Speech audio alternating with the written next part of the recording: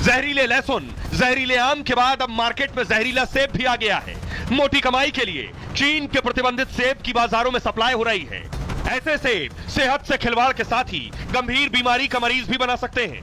हर रोज एक सेब खाने वालों के लिए सावधानी सबसे जरूरी है। कहीं आप चीनी सेब तो नहीं खा रहे।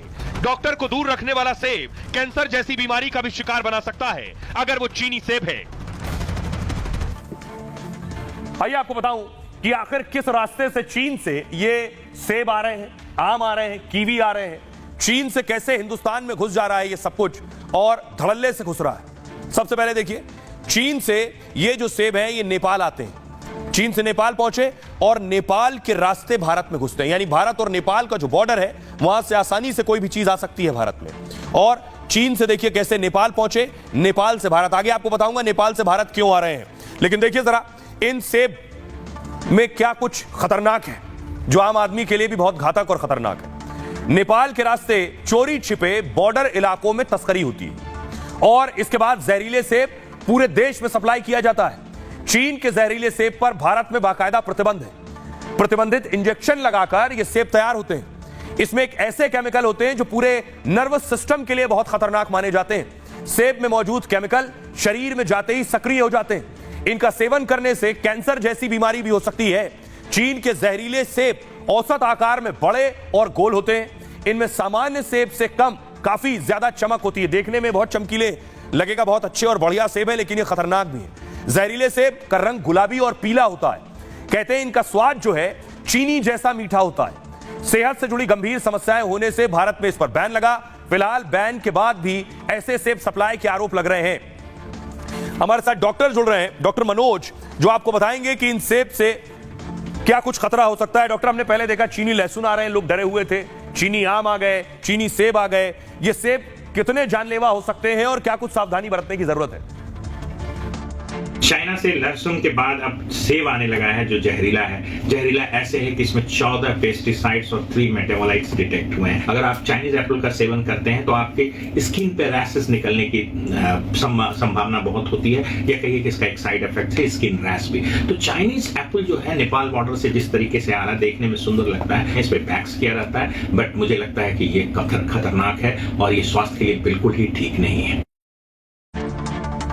बहुत शुक्रिया मनोज साहब इस तमाम बातचीत के लिए। आइए अब आपको बताऊं, पुलिस ने पिछले दिनों कुछ और चीजें जो नेपाल के रास्ते आ रही थी उन्हें भी पकड़ा। ये लहसुन जो आप देख रहे हैं, बताया गया ये लहसुन की खेप चीनी लहसुन था जो चीन से नेपाल आया और नेपाल से भारत आया। ये लहसुन खतरनाक था। इस लहसुन की पकड़ धरपकड़ शुरू हुई उसके बाद। लेकिन सवाल यह है कि आखिर ये माल इतना सस्ता या चीन से भारत क्यों आ रहा है? वजह देखिए जरा। सबसे पहले लहसुन क्यों आ रहा है?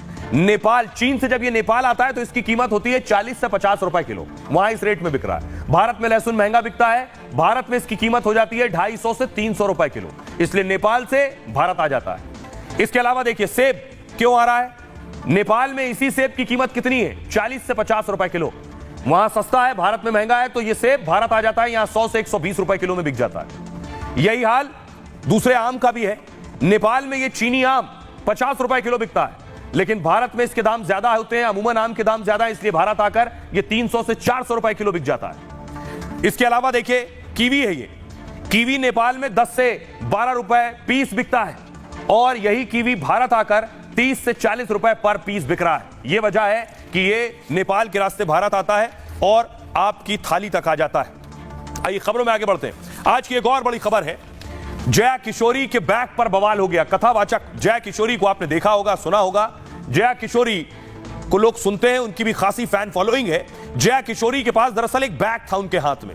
ये वो बैग है। संभव है शायद वो एयरपोर्ट पर है और बैग लेकर वो चल रही हैं, आगे बढ़ रही हैं। उनके हाथ में जो आप बैग देख रहे हैं, उनके ट्रॉली बैग के ऊपर एक बैग रखा है। आरोप लग रहा है ये बैग लाखों रुपए का है। कहा गया ये बैग न सिर्फ लाखों का है बल्कि ये चमड़े का बैग है, लेदर का बैग है। उनके आलोचक उन्हें बार बार परेशान करने लगे कहकर कि एक तो कथावाचक, ऊपर से चमड़े का बैग लेकर चल रही हैं, ऊपर से 2 लाख रुपए का बैग लेकर चल रही है जो सादा जीवन जीने की बात कहती हैं। अगली तस्वीर देखिए जरा, लोग क्या कुछ लिख रहे हैं। ये किसी ने लिखा पोस्ट करते हुए वो बैग भी दूसरी तरफ लगाया। एक बैग जो जया किशोरी लेकर चल रही है, उनके बगल में उस बैग की कीमत के साथ किसी ने पोस्ट किया, लिखा है ये है कथावाचक जया किशोरी जो सबको ज्ञान देती हैं कि मोह माया का त्याग करके सिर्फ भक्ति कीजिए। लेकिन बेचारी खुद मोह माया का त्याग नहीं कर पाई। जो खुद 2 लाख का बैग लेकर घूम रही हैं, वो बैग भी गाय के खाल से बना है, ये भी आरोप लगा दिया गया। अगला पोस्ट देखिए जरा, दूसरा किसी और ने पोस्ट किया और वही बैग जो जया किशोरी के हाथ में है, उस बैग की तस्वीर लगाई और लिखा है ये जया किशोरी है, प्रवचन देने का काम करती हैं। अपने प्रवचन में लोगों को बताती हैं कि मोह माया लोगों को त्याग देनी चाहिए, सत्य के रास्ते पर चलकर जीवन को स्वर्ग बनाओ। सही बात बताती हैं पर अपनाती नहीं है। खुद गरीबों को भगवान का पाखंड फैलाकर लूटती हैं। इनके बैग की कीमत पता है 2 लाख रुपए। क्या इस तरह के पोस्ट किए गए। जरा जया किशोरी सामने आई, वो क्या कुछ कह रही सुनिए।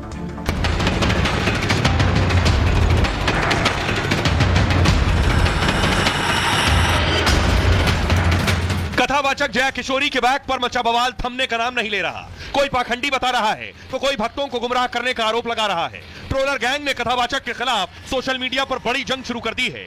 जया किशोरी के बैग की कीमत 2 लाख रुपए बताई जा रही है तो कोई बैग चमड़े का बताकर भद्दे कमेंट कर रहा है। सोशल मीडिया पर मचे बवाल के बीच अब सवाल यह है, कथावाचक के बैग पर हंगामा क्यों हो रहा है। और आइए अब आपको बताऊं जया किशोरी ने क्या जवाब दिया और ट्रोलर क्या कुछ कह रहे थे। सुमित गुप्ता लिख रहे हैं, सबको ज्ञान देती हैं, मोह माया त्याग कर भक्ति करो। लेकिन खुद बेचारी मोह माया का त्याग नहीं कर पाई हैं। खुद 2 लाख रुपए का बैग लेकर घूम रही हैं। पप्पू लिख रहे हैं, धर्म का ज्ञान देने वाली चमड़े का बैग लेकर घूमती हैं। कहा तो यह भी जा रहा है कि बैग गाय की खाल का बना है।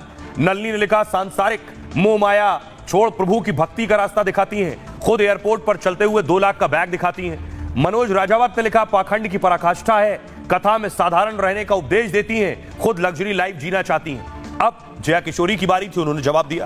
उन्होंने कहा, मैं पहले दिन से कहती हूं मैं साधु संत या साध्वी नहीं हूं। मैं एक सामान्य लड़की हूं, सामान्य से घर में रहती हूं। मैं कभी नहीं कहती कि पैसा मत कमाओ या सब कुछ त्याग दो। जब मैंने कुछ नहीं त्यागा तो मैं दूसरों को कैसे कह सकती हूं। मैं युवाओं से भी कहती हूं कि पैसा कमाएं और अच्छी जिंदगी जिएं। मैं भी बिल्कुल आप सभी लोगों की तरह ही साधारण लड़की हूं, लेकिन मेरी जिंदगी के लिए मैंने कुछ नियम तय कर रखे हैं, जिनमें एक यह है कि मैं कभी लेदर यानी चमड़े का इस्तेमाल नहीं करती हूं। मैंने आज तक कभी लेदर का इस्तेमाल नहीं किया है। वो एक कस्टमाइज्ड बैग है जिसमें कहीं भी लेदर नहीं लगा हुआ है। कस्टमाइज्ड का मतलब अपनी मर्जी से बनवाया हुआ बैग। मैंने कभी भी लेदर का इस्तेमाल नहीं किया और ना ही करूंगी। सुनिए जरा, जया किशोरी इस विवाद के बाद, बवाल के बाद सामने आई और उन्होंने अपनी बात रखी। पहला तो जो बैग की बात है, bag is a customized bag. और जो सबसे पहली चीज लोग कह रहे हैं कि लेदर है, उसमें कहीं भी लेदर नहीं है। वो एक कस्टमाइज बैग है और कस्टमाइज का मतलब कि आप अपनी मर्जी से बनवाते हैं, इसलिए मेरा नाम तक लिखा हुआ है उसमें कि मैंने अपना नाम, कि वो एक कस्टमाइज बैग है, उसमें कहीं से भी कोई लेदर नहीं है। और मैं अपनी गारंटी ले सकती हूँ, पर मैं किसी कंपनी की कोई गारंटी नहीं लेती। पर मैंने ना कथा करने से पहले, ना अभी, और मैं आगे की भी गारंटी लेती हूँ कि मैंने कभी लेदर यूज नहीं किया, ना मैं कभी करूंगी। तो पहली ये चीज। दूसरी, आप ने जो बात कही कि मोह माया से दूर, तो जो सच में जिन्होंने मेरी कथा अटेंड की होगी, जिन्होंने कथा सुनी होगी, उनको अच्छे से पता है कि मैं ये बात कभी नहीं कहती। मैं हमेशा एक बात कहती हूँ और मैं आपको वो वीडियो भी जरूर दूंगी जो आप इसके साथ अटैच कर दीजिएगा, कि मैं कथा में कहती हूँ कि मैं आपसे कभी नहीं कह रही कि आप पैसे मत कमाइए, अरे सब मोह माया है, सब त्याग दो। हमने नहीं त्यागा तो हम आपको कैसे बोले। So I have been very clear day 1 से कि पहला, मैं कोई संत, साधु, साध्वी नहीं हूँ। मैं एक नॉर्मल लड़की हूँ, नॉर्मल घर में रहती हूँ, परिवार के साथ रहती हूँ। आगे गृहस्थ जीवन पूर्ण रूप से जीना भी चाहती हूँ। परिवार है, दोस्त है, रिश्तेदार है, जब खुशखबरी आती है तो हम सेलिब्रेट करते हैं, एंजॉय भी करते हैं, परिवार के साथ बाहर घूमने भी जाते हैं, यानी एक नॉर्मल लाइफ जीते हैं। और ये मैंने हमेशा से क्लियर रखा है। मैंने कभी नहीं बोला मैं साधु या संत साध्वी हूँ या मैंने वैराग्य ले लिया है या किसी को लेना चाहिए। ब्रांड्स, कोई ब्रांड्स देख के यूज नहीं करता। आप कहीं जाते हैं, आपको कुछ पसंद आता है, आप वो खरीदना चाहते हैं। आप अगर आज कई उसको देखेंगे, कुछ कहते हैं मुझे वो जूता खरीदना है, मुझे बड़ा पसंद आया था, मुझे ये कपड़ा खरीदना है, मुझे बड़ा पसंद आया था। अगेन आई विल से, मैंने जैसा कहा, मैं भी आप जैसी ही हूँ कि अगर मैं कुछ काम कर रही हूँ और उसके बदले मुझे अगर कभी कोई चीज अच्छी लग जा रही है, हाँ मेरे कुछ प्रिंसिपल्स है जिसमें से एक ये है कि मैं लेदर यूज नहीं करती, कभी नहीं किया, तो मेरे कोई सामान में है भी नहीं। लेकिन अगर मुझे कोई चीज पसंद आई है तो मैं उसको खरीदती हूँ। अगर मुझे लग रहा है कि मैं खरीद सकती हूँ तो मैं जरूर उसे, और मेरे लिए नहीं, अपने परिवार के लिए भी, अपने दोस्तों के लिए भी। जया किशोरी की जिंदगी है, वो 2 लाख का बैग इस्तेमाल करें, 4 लाख का, 10 लाख का, ये उनकी चॉइस है। कोई और कौन होता है ये बताने वाला कि कितने का बैग खरीदना है। बहरहाल आज की एक और खबर है, केरला से आई है। आतिशबाजी के दौरान देखिए विस्फोट हुआ है। बताया जा रहा है पटाखा रखा था यहाँ, पटाखे की फैक्ट्री थी और आतिशबाजी हो रही थी, या तो पटाखा रखा था और उसके बाद देखिए बड़ा धमाका हुआ।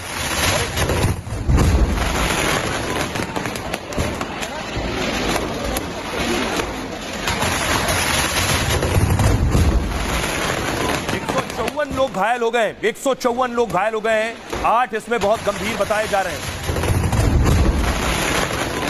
और आपको बताऊं ये धमाका हुआ कैसे। दरअसल केरल की खबर है, ये केरल के कासरगोड में यह हादसा हुआ है और ये एक मंदिर है, इसका नाम है विरार काबू।